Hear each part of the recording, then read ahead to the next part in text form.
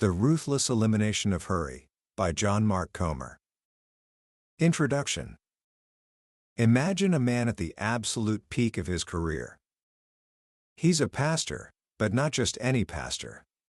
He leads a megachurch, a sprawling organization growing by over 1,000 people every single year. He's successful by every metric the world values: influence, numbers, recognition. He's the kind of person you'd look at and think, he has it all figured out. But if you could see him late on a Sunday night, after the crowds have gone home, the picture would look very different. You'd find him on his couch, long after his family has gone to bed, watching an obscure kung fu movie with the subtitles on. He's never been into kung fu. In fact, it makes him nervous. He feels like a ghost. Half alive, half dead. Underneath the surface of his successful life, there's a constant, low-grade anxiety and a spiritual emptiness that feels like his soul has been hollowed out. His life is so fast, so hurried, that he's missing the very moments that make up a life. And in the quiet of his living room, a terrifying question begins to haunt him, a question that won't go away: who am I becoming? He projects his life forward 10, 20, 30 years, and the vision is horrifying. He sees a man who is a success in the eyes of the world, but a failure as a human being. A man who is emotionally unhealthy and spiritually shallow. A man whose kids want nothing to do with the faith he preaches, because the church was the mistress he ran to hide from the pain in his own soul. A man who is, above all else, always in a hurry. He realizes, with freight train force, that you can build a massive church and completely lose your own soul in the process. And he asks himself the question that changes everything: why am I in such a rush to become somebody I don't even like? This man is John Mark Comer, and his journey from the brink of burnout to a life of deep, soulful rest is the heart of his transformative book, The Ruthless Elimination of Hurry.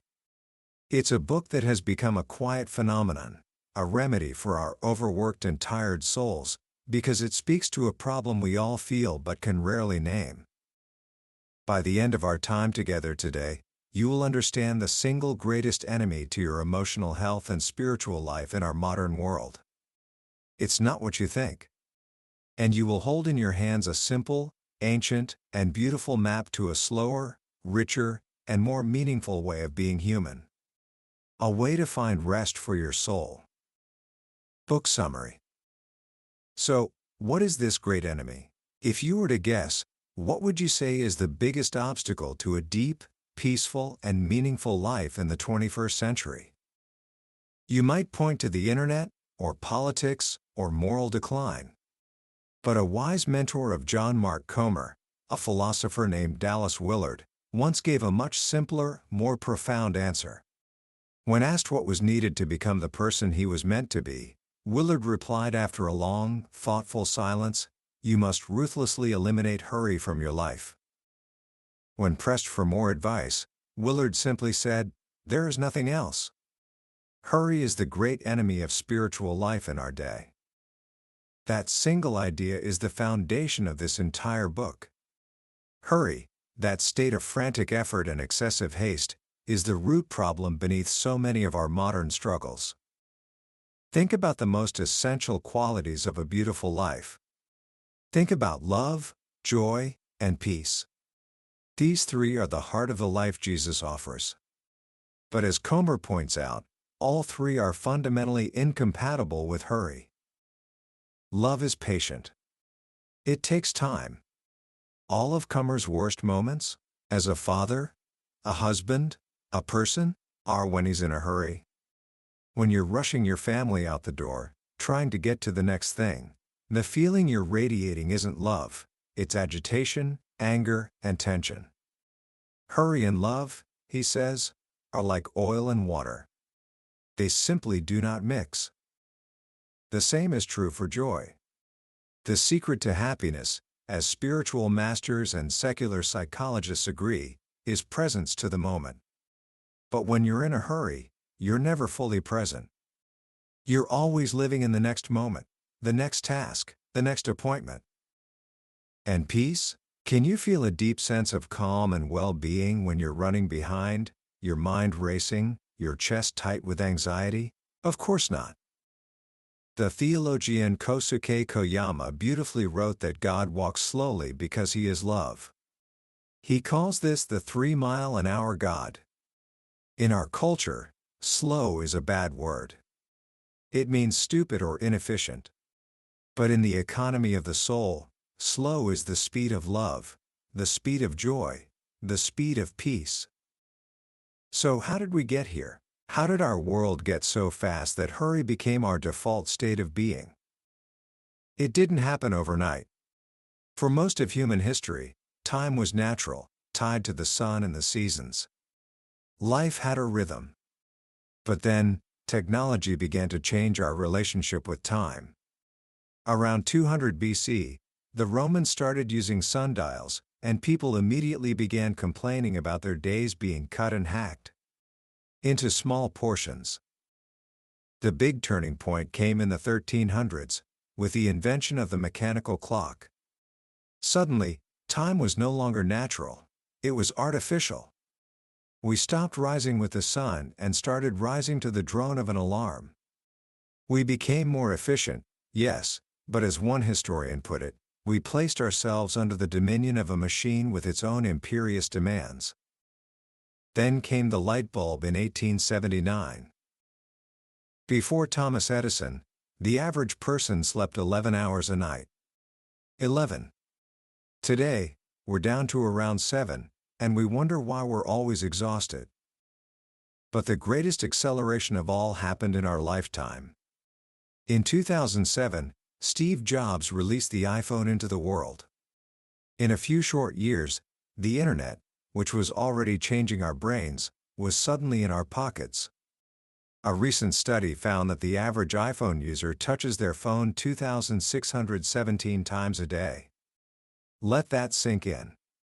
We are constantly being pulled out of the present moment by a stream of notifications, emails, and updates. Our attention spans have plummeted. In the year 2000, it was 12 seconds. Now, it's 8 seconds. To put that in perspective, a goldfish has an attention span of 9 seconds. We are losing to goldfish. And this isn't an accident. Tech insiders, like the former president of Facebook, Sean Parker, have admitted that these apps were intentionally designed to exploit a vulnerability in human psychology. They are engineered to give us a little dopamine hit every once in a while to keep us hooked, consuming as much of our time and conscious attention as possible. They call this the attention economy. Your attention is the product being sold to advertisers. The result of all this is what one writer called pathological busyness. We live in a state of constant, low-grade distraction, and it's creating a culture-wide epidemic that psychologists are now calling hurry sickness. Hurry sickness is a behavior pattern where a person feels chronically short of time, leading to constant rushing and anxiousness. Comer offers a simple self-inventory. See if any of these sound familiar. Irritability. You get annoyed way too easily by small, normal things. Restlessness.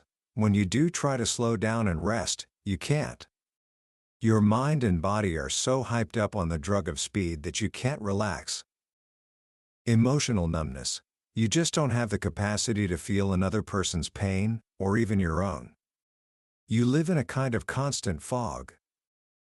Escapist behaviors. When you're too tired to do what's actually life-giving, you turn to your distraction of choice, binge-watching Netflix, scrolling social media, overeating, or overdrinking. Slippage of spiritual disciplines. The things that would actually feed your soul, like quiet time, prayer, or Sabbath, are the first things to go when you get busy. If you recognize yourself in these symptoms, you are not alone. This isn't just a personal failing, it's the air we breathe. But here's the crucial insight: hurry isn't just a disordered schedule. John Ortberg says it perfectly: hurry is a disordered heart. It's a sign that we're running away from something, our pain, our insecurity, our fear, or we're running toward something, success, approval, the next purchase, in a vain attempt to find the peace and worth that can only be found in a different way entirely. So, if hurry is the problem, what's the solution? It's tempting to think the answer is just more time. If only there were a few more hours in the day, right? But Comer argues this is a flawed logic. If we had more time, we would just fill it with more things, and we'd end up even more tired and burned out than before. The solution isn't more time. It's to slow down and simplify our lives around what truly matters. And to do that, we must first accept a fundamental truth about our humanity: we have limitations. We live in a culture that tells us to transgress all limits, to do it all, see it all, have it all. But we are not God. We are made from dust. We are finite. We can only be in one place at a time. We can't know everything, do everything, or be everything. And these limitations, Comer suggests, are not a curse to be fought but a gift to be accepted. They are signposts that point us to God's will for our lives. The main limitation we all share is time. Every yes is 1,000 no's. This means we have to learn to live deliberately, to choose what matters most and let go of the rest. This brings us to the heart of Comer's message, what Dallas Willard called the secret of the easy yoke. In the Gospel of Matthew, Jesus gives one of his most beautiful invitations: "Come to me, all you who are weary and burdened, and I will give you rest. Take my yoke upon you and learn from me. For my yoke is easy and my burden is light." A yoke, in the first century, was a common metaphor for a rabbi's teachings, his way of life. Jesus wasn't offering an escape from the burdens of life, he was offering a new way to carry them. He was offering a different lifestyle. And here is the secret, hidden in plain sight: if you want to experience the life of Jesus, you have to adopt the lifestyle of Jesus. It seems so obvious, yet it's something we so often miss. We want Jesus' peace, his joy, his unanxious presence, but we try to get it while living the rest of our lives just like everyone else around us, at a frantic, hurried pace. It's a strategy that is bound to fail. Comer uses a wonderful analogy. He sees his neighbors across the street, who are all avid runners, looking fit and full of energy in their expensive athletic wear.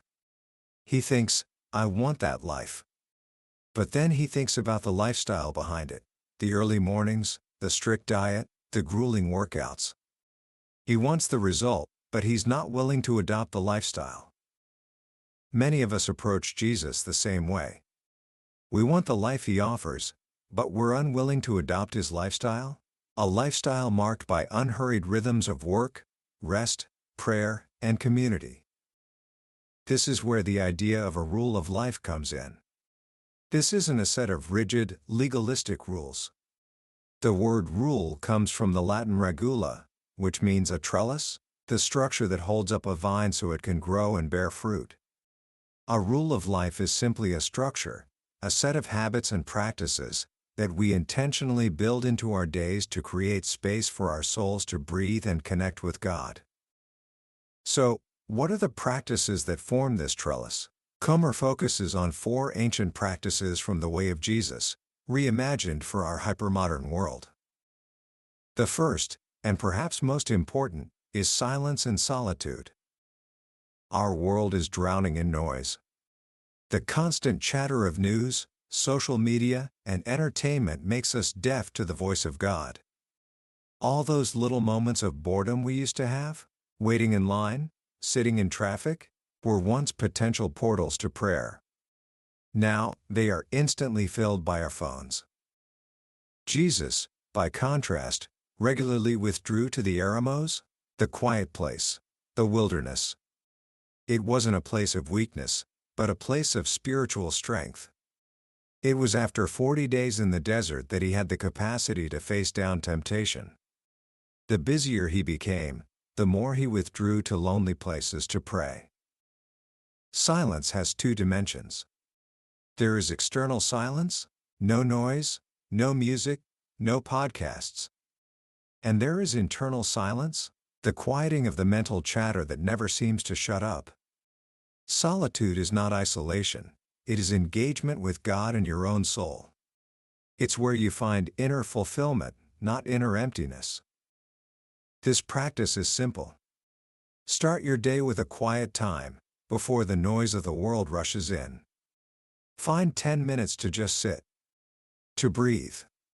To be present to God and to yourself. The second practice is Sabbath. The engine of our hurry is often a deep, internal restlessness. We live with a feeling that something is missing, an itch that can never be scratched. The theologian St. Augustine famously wrote, "You have made us for yourself, and our heart is restless until it rests in you." Our infinite desires can only be satisfied by an infinite God.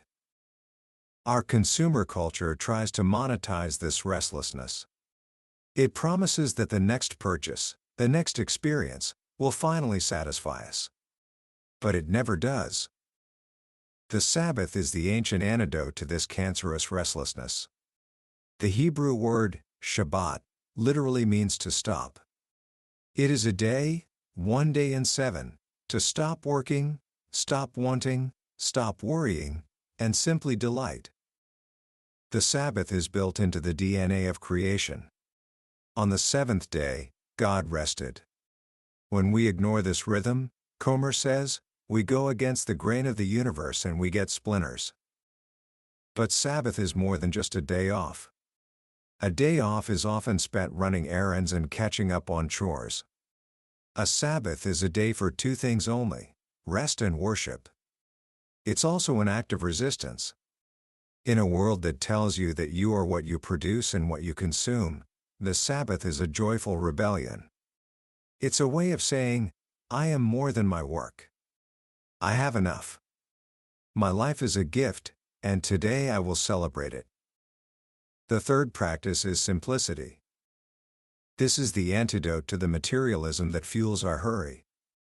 The drive to possess is an engine for hurry. Every single thing you buy costs you not only money, but also time, time to earn it, time to maintain it, time to manage it. Jesus' teachings on money are often jarring to our modern ears. Life does not consist in an abundance of possessions, he said. He warned against the deceitfulness of wealth. And modern science is proving him right. A famous Princeton study found that while money does increase happiness for those in poverty, that effect plateaus at around $75,000 a year. After that, more money does not bring more emotional well-being. Simplicity, or minimalism, isn't about living in poverty. It's about the intentional promotion of the things we most value, and the removal of everything that distracts us from them. It's about asking, before you buy something, what is the true cost of this item? Not just in money, but in time, freedom, and peace. It's about learning to enjoy things without needing to own them.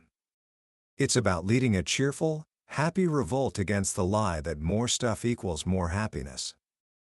The final practice is slowing. This is the most practical of the four.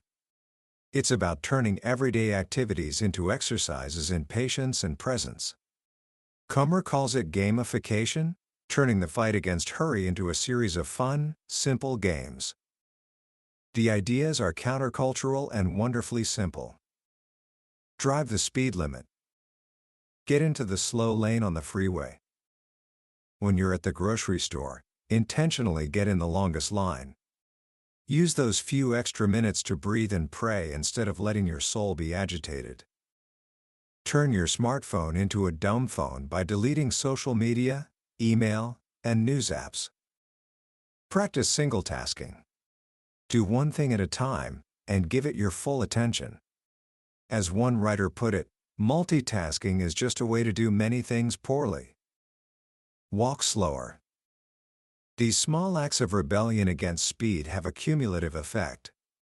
By slowing down your body, you begin to slow down your soul, creating space for God to meet you in the present moment. This journey isn't about perfection, It's about practice. It's about 3 steps forward and 2 steps back. It's about beginning again, every time you fall back into hurry. Comer offers a simple mantra for these moments. Slow down. Breathe. Come back to the moment.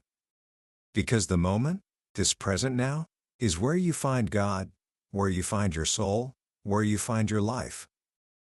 Commentary. Reading The Ruthless Elimination of Hurry is like taking a long, deep breath after you didn't even realize you were holding your breath. The most powerful lesson for me is the reframing of the entire problem. Most of us see our busyness and stress as a time management issue. We think if we just find the right app, the right planner, the right productivity hack, we can finally get on top of it all. But John Mark Comer gently and wisely shows us that this is a soul issue. Hurry isn't a disordered schedule, it's a disordered heart. It flows from a deep restlessness and a misguided belief that our worth comes from what we do and what we have. Until we address the problem at that level, all the productivity hacks in the world are just rearranging the deck chairs on the Titanic. This isn't a call to drop out of society and become a monk. It's a call to live differently within our modern world. It's an invitation to find a rhythm of life that is both sustainable and deeply joyful. It's about creating a trellis of life-giving habits that allow our souls to grow, even in the chaotic soil of the 21st century. The beauty of Comer's approach is that it feels so achievable. It's not about a massive, overnight transformation, but about small, intentional choices that, over time, lead to a profound shift in the way we experience our lives. So how can you begin this journey today? Here are 3 simple, practical actions you can take right now. First, practice the 10-minute quiet. Sometime in the next 24 hours, find just 10 minutes. Set a timer. Put your phone in another room. And just sit in silence. Don't try to pray or accomplish anything. Just be. Notice the noise in your mind. Notice the urge to grab your phone. Just sit with it. This small act is the first step in reclaiming your attention. Second, ask the true cost question. The next time you feel the urge to buy something you don't absolutely need, pause and ask yourself, what is the true cost of this item? Think about the hours of your life you'll have to trade to pay for it. Think about the mental space it will occupy. Is it truly worth your peace? Third, pick one slowing game. For the next week, choose one of the simple slowing practices. Maybe you'll drive the speed limit everywhere you go. Maybe you'll walk a little slower. Or maybe you'll try single tasking for one block of your day. Just pick one and see how it feels to intentionally push back against the current of hurry. In the end, this book is an invitation. It's an invitation to a different kind of ambition.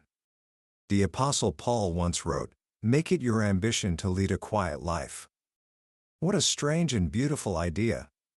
To aim our energy not at being loud, or important, or impactful, but simply at being quiet. At peace. Present to God and to the goodness of each day. This is the path of the easy yoke. It's a path away from the exhaustion of hurry and toward the deep, life-giving rest your soul was made for. That was a summary of The Ruthless Elimination of Hurry by John Mark Comer. We've explored the core ideas today, but I have to be honest with you, a summary is like looking at a postcard of the Grand Canyon. It gives you an idea of the beauty, but it's nothing compared to the experience of standing on the edge yourself. The real power of this book is in the way Comer's stories and gentle wisdom work on you as you read. This summary is designed to help you decide if this is a journey you want to take. If you felt a stirring in your soul, a recognition of your own hurry, then I wholeheartedly encourage you to grab a copy. Reading it isn't just about learning new information, it's an experience that can genuinely help you recover your soul. You can find a link to the book in the description below. Also, if you found this summary valuable and want to continue exploring life-changing books, please take a moment to like this video and subscribe to the channel. Your support helps us create more content like this, and it ensures you won't miss our next journey into another essential book from the billionaire's bookshelf. Let's keep growing together.